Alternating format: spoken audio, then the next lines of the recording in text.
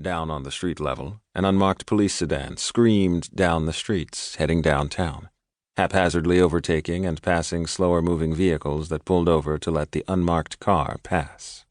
The car's siren squealed between the buildings of the avenue like a wailing banshee, blowing through traffic lights and intersections, with many other vehicles laying on their loud horns to make their feelings known.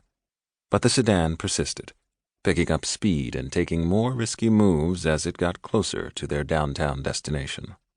The vehicle took a hard corner, skimming the gutter, and screeched to a halt outside the New York City Tombs, the police department's detention complex.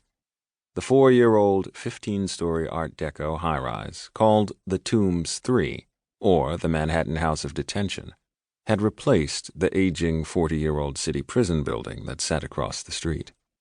It was an entire complex of buildings connected by both above and below-ground tunnels, which sat on the same patch of land in which the former Five Points neighborhood previously resided. With one tire up on the curb, the passenger's side door swung open, and out jumped a man hidden under a black Stetson hat and matching long black trench coat. 2 uniformed officers awaiting his arrival hastily saluted and led him into the building. As they entered the empty lobby, the motley crew picked up 2 more officers, scooted around the massive security desk, and continued down the hall. The loud staccato clapping of their dress shoes on the marble floor reverberated inside the dark, quiet corridor. The man in black rounded the corner toward the elevator bank and came face to face with a waiting group centered round the chief of police, the commissioner, and the district attorney. The man flipped his high collar down and removed his hat, handing it to one of the accompanying officers. Hands flew out, and the man in black shook them all. Without much more of a pause, the man in black led them toward a freight elevator. The group eagerly exchanged glances and hurried after their guest. They all crowded into the large lift and started to descend into the exposed elevator shaft, down in the sub-basements, passing floor after floor. As they traveled further into the bowels of the building, the visible walls and brick got older, and the paint continued to fade and peel. The group reached their destination, the lowest basement level of the facility. They exited the lift and entered an old brick hallway, illuminated only by a string of bulbs attached to the ceiling. The group passed by various sized holding cells, some that still had the 100-year-old grill-styled cell doors and peeling two-tone paint on the walls.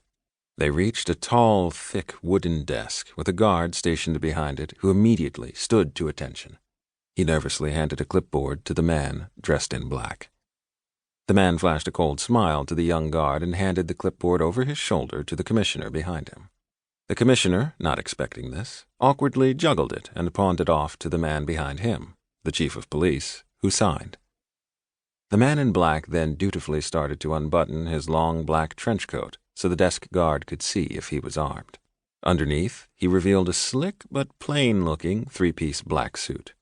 Undoing those buttons, he opened his jacket and flashed a .45 automatic, holstered under his arm, to the guard, who acknowledged it. The man then plopped his foot up on the desk and hiked up his pant leg to show his backup .38 on his ankle. The desk guard nodded and turned to indicate they were now all allowed to pass. The group continued past the desk, further down the hall toward the very last cell, which was guarded by 2 officers. The cell door that they stood in front of only had an eye-level slit opening that offered a view inside. A third plain-clothed officer waited to greet the large party. His suit was stained, ripped, and torn. His name was Sergeant Ambrosio.